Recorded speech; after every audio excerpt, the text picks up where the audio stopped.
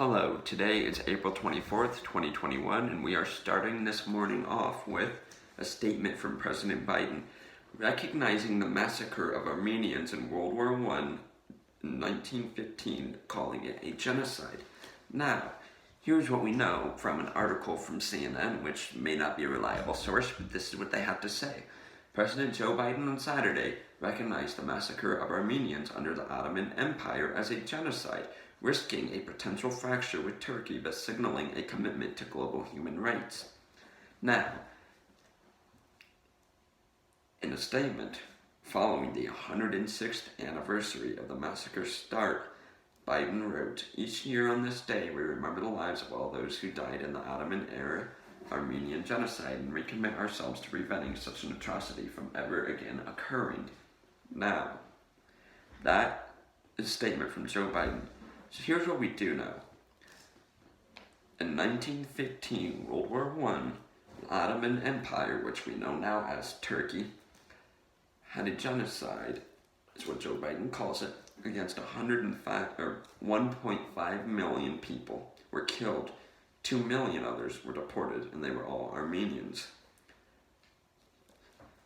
As Turkey warned Biden earlier in the week to not release a statement or relations may sour, Joe Biden went through with this, even knowing that, okay?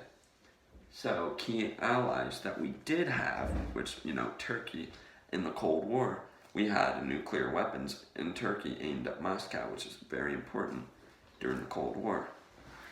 So, here's what we do know about that.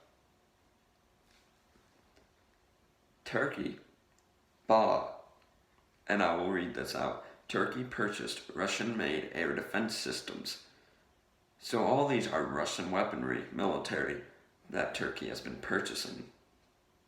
Very interesting, as somehow they were allies, and now they're purchasing communist weapons. Joe Biden went through with this statement knowing that. And I will also read a statement earlier in the week from the United States Strategic Command, which is real. Posture statement preview. The spectrum of conflict today is neither linear nor predictable. We must account for the possibility of conflict leading to conditions which could very rapidly drive an adversary to consider nuclear use as their least bad option. That's from the United States Strategic Command. As Russia is amassing 120,000 troops on Ukraine, Turkey, which was a key ally against Russia, is now pretty much cozying up to Russia. That is not good at all for the world.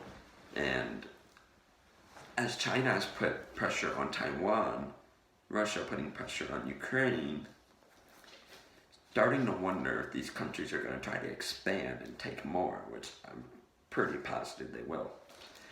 The next thing that I want to talk to you guys about is in Indonesia, a submarine sank off the coast of Bali about 100 kilometers north.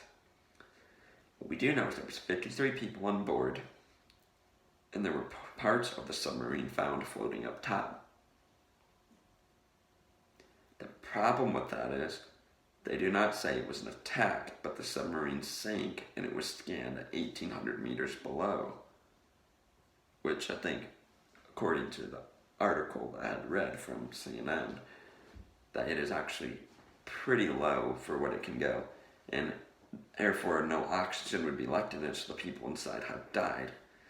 And that sank on Wednesday, and there was only 3 days of oxygen supply in the submarine at the time.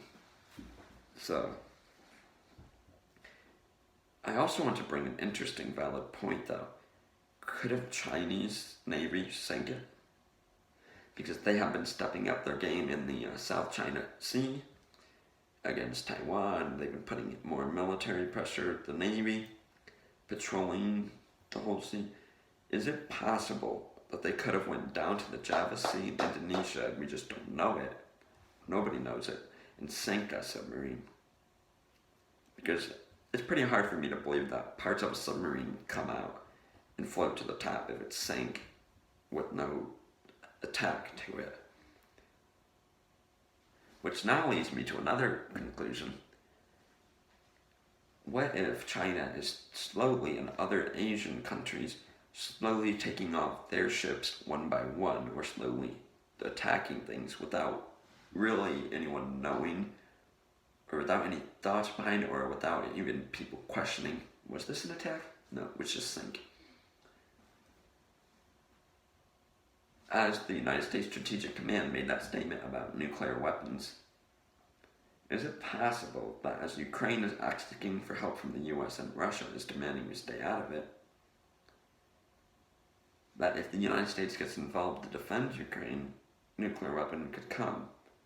That would be a topic for another day, but I just believe that on this Saturday, Indonesia, submarine sinks, and then Turkey relations are going down with Turkey.